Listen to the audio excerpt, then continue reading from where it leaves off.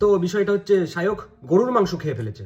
আমরা এতক্ষণ যেটা খেলাম সেটা বিফ খেলাম। আপনাকে আমি মাটন বলেছিলাম, আপনি বিফটা কি কানে কিভাবে শুনলেন? আপনি বিফ আমরা খেয়েও নিলাম, আপনি আমাকে গোমাতাকে খাওয়ালেন আমাদেরকে। তো রেস্টুরেন্টে গিয়ে অর্ডার দিয়েছিল মাটন স্টিক আর দিয়ে গেছে বিফ স্টিক, আর সেটা সে পুরো খেয়েও ফেলেছে। তারপর বুঝতে পেরেছে এ বাবা এটা তো গরুর মাংস। তারপর মনে পড়েছে এ মা সে তো ব্রাহ্মণ হিন্দু, আবার যে স্টিকটা সার্ভ করে গেছে সেও মুসলিম। আপনি আমাকে খাইয়ে দিয়েছেন। আমি যদি এখানে ধর্ম তুলি, আপনি একজন মুসলিম হয়ে আপনি আমাকে বিফ খাইয়ে দিয়েছেন। এই নিয়ে তো ভিডিও বানিয়ে সে কি কাণ্ড। তোমার প্রথম প্রশ্ন হচ্ছে তুমি হিন্দু ব্রাহ্মণ হয়ে ফার্স্ট অফ অল যে দোকানে বিফ পাওয়া যায়, যে রেস্টুরেন্টে বিফ পাওয়া যায় সেই দোকানে গেছো কেন? মানে আমিও তো অনেক মুসলিম দোকানে খেয়েছি, সেখানে লেখা থাকে নো বিফ, তো আমি সেই দোকানে যাব, তো ফার্স্ট অফ অল তুমি গেছো কেন? আর পুরো গরুর মাংসটা খাওয়ার পরেই বুঝতে পেরেছে এটা তো বিফ ছিল। মাটন বলে বিফ খাইয়ে দিলেন, মানে আপনি জানেন আমি ব্রাহ্মণ।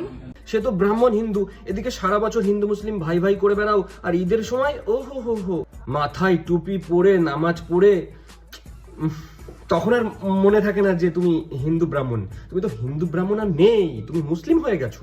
মানে সিম্পল একটা বিষয়, যেখানে নো বিফ লেখা থাকবে সেই রেস্টুরেন্টে গিয়ে খাবো, দরকার কি কোথায় ছোঁয়াছানি কি হতেই পারে, তো দরকার নেই।